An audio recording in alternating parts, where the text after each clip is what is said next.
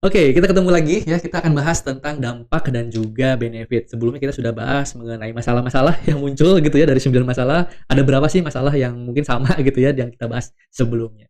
Setidaknya ada 9 ya sama seperti kayak masalah gitu ya. Dampaknya bagi kita khususnya yang di area learning atau XR yang bertanggung jawab di bagian pelatihan atau learning atau people development gitu ya. Yang pertama, dampaknya bagi kita adalah beban mental dan pastinya akan menimbulkan yang namanya stres gitu ya. Atau mungkin ini juga bisa dirasakan sekarang gitu ya. Karena apa? Karena kita dikejar dengan target gitu ya. Apalagi kalau dengan target yang tinggi, tapi arahannya nggak jelas. Arahannya juga bingung gitu. Atasan kita juga bingung. Karena sama-sama bingung, akhirnya bapak ibu lah yang terkena beban gitu ya. Merasa lelah secara mental dan juga tidak punya ruang berpikir secara strategis. Karena kan banyak nih kerjaan gitu ya, pekerjaan lagi banyak-banyaknya, capek gitu ya, harus mikirin materi gitu ya, apalagi udah waktu yang sangat mepet. Wah, itu udah pusing banget tuh ya kalau misalkan kita ngomongin soal beban pekerjaan. Yang kedua, prosesnya masih lambat gitu ya, prosesnya lambat dan juga tidak efisien. Jadi kita tuh karena kita tidak punya apa ya, format gitu ya, format yang distandarkan sehingga kita tuh selalu mulai dari nol gitu ya, selalu mulai dari awal karena kita belum punya format yang sesuai dengan syaratnya gitu ya.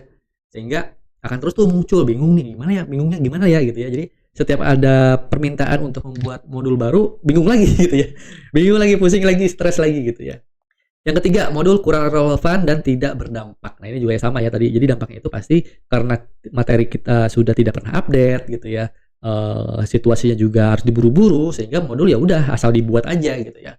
Sehingga materinya pun terasa sangat generik gitu ya, tidak benar-benar aplikatif sesuai dengan materi-materi atau kasus-kasus yang berjalan atau yang pernah terjadi di dalam perusahaan gitu.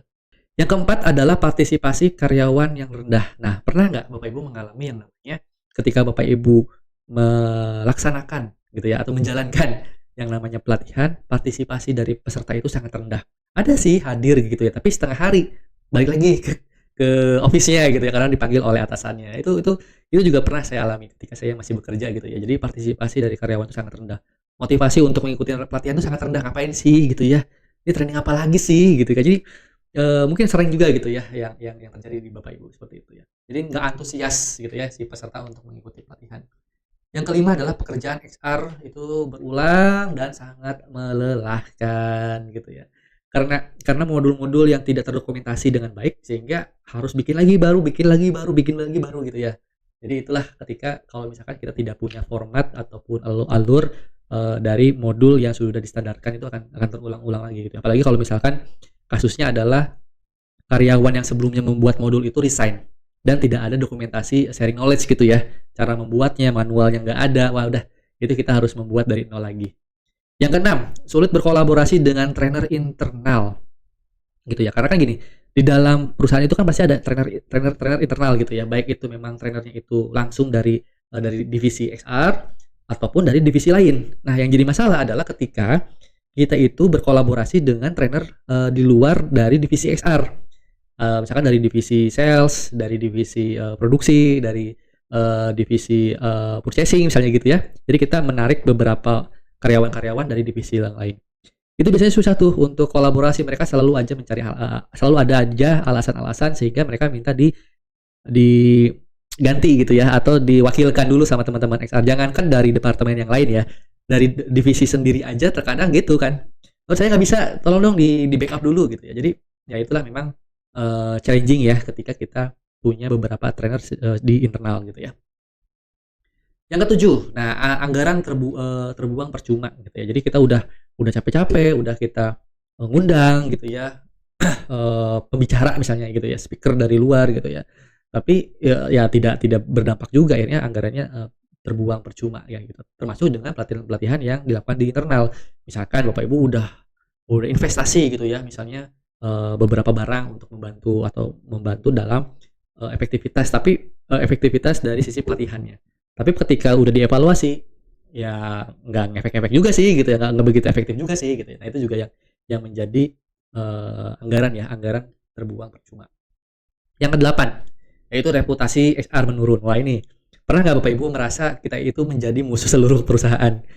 Karena mereka kita tuh kayak undang-undang gitu ya, kayak kita undang-undang karyawan gitu ya ke seluruh departemen gitu ya, ngundang, nelfonin follow up gitu ya, minta pesertanya itu datang hadir gitu ya.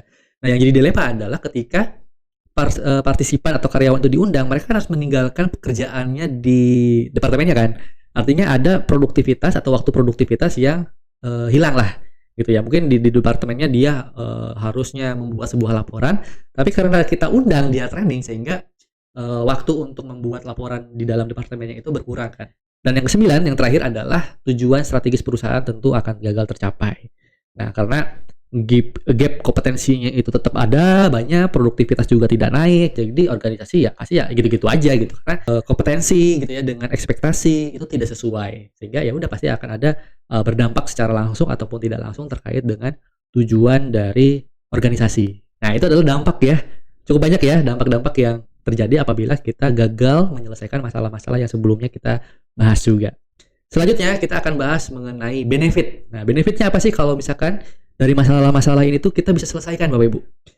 Gitu ya, bisa selesaikan, tentu dampak-dampak ini tidak akan muncul, tapi akan ada benefit yang muncul. Yuk kita bahas tentang benefit. Oke, sekarang kita bahas yang namanya benefit nih Bapak Ibu ya. Yang pertama adalah beban mental berkurang. Tentu tadi sudah kita bahas ya bahwa dengan adanya struktur modul yang lebih jelas, tidak lagi kita merasa stres. Kenapa? Karena kita sudah punya arah gitu ya dan tujuan, dan juga yang memang sudah strategis lah gitu ya, sehingga kita tidak akan lagi merasa beban. Yang kedua adalah waktu kerja kita juga akan lebih efisien karena kita bekerja jadi lebih cepat dan juga memiliki framework tadi ya atau template yang lebih clear gitu ya, tanpa harus kita mengulang gitu ya setiap kali kita membuat yang namanya modul baru. Yang ketiga adalah kompetensi kita pun meningkat. Nah, karena kan kita juga belajar gitu ya untuk membuat yang namanya desain gitu ya, pelatihan. Nah, hal ini pun itu juga akan membantu Bapak Ibu semua untuk meningkatkan skillnya terkait. Nah, yang keempat adalah kolaborasi jadi lebih lancar. Tadi kan kita sudah membahas dengan beberapa training-training ya, atau beberapa trainer-trainer secara internal gitu ya yang ada di dalam perusahaan. Nah, itu pun nanti akan lebih enak tuh kalau misalkan kita sudah ada polanya, kita sudah ada standarnya, harusnya seperti ini, nanti metode pembawaannya seperti apa gitu. Jadi bisa lebih mudah untuk berkomunikasi dengan trainer-trainer yang lain. Yang kelima, kredibilitas secara XR tentu saja naik gitu ya. Tadi kita bahas ya, kalau misalkan kita mengadakan training tapi pada akhirnya training itu tidak berdampak bagi organisasi, itu kan menurun ya. Tapi kalau misalkan mendapatkan feedback yang positif, sehingga lambat laun kredibilitas kita sebagai XR atau sebagai HC itu juga naik. Yang keenam, pelatihan jadi lebih relevan dan juga berdampak. Nah, itu kan karena kita sudah punya framework ya, sudah punya mengevaluasi juga seperti apa, jadi lebih jelas gitu. Jadi harapannya adalah karyawan juga bisa merasa pelatihan itu sesuai dengan kebutuhannya mereka, dan juga meningkatkan partisipasi dan juga resistensi pembelajarannya juga jauh lebih baik gitu ya. Yang ketujuh, efisiensi anggaran pelatihan jadi lebih terjaga gitu ya, karena kita kan punya modul secara efektif. Bagaimana sih agar modul yang kita berikan itu tidak berlebihan tapi nggak juga kurang gitu, sehingga harapannya kita bisa mengoptimalisasikan anggaran yang sudah ada di dalam budget kita gitu ya.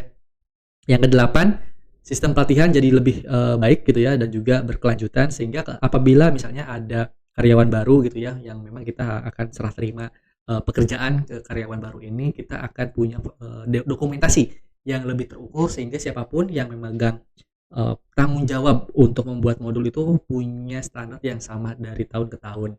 Dan yang kesembilan, tentu saja perusahaan jadi lebih siap dalam menghadapi perubahan. Karena itulah benefit-benefit yang mudah-mudahan bisa kita dapatkan gitu ya ketika kita bisa menyelesaikan sebuah permasalahan. Oke, namun tantangannya adalah apakah setiap HC atau Human Capital atau XR dan juga trainer internal sudah siap menyusun materi pelatihan yang efektif? Ini pertanyaan bagi Bapak Ibu semua. Sudah siap? Oke, yuk kita bahas lebih dalam lagi.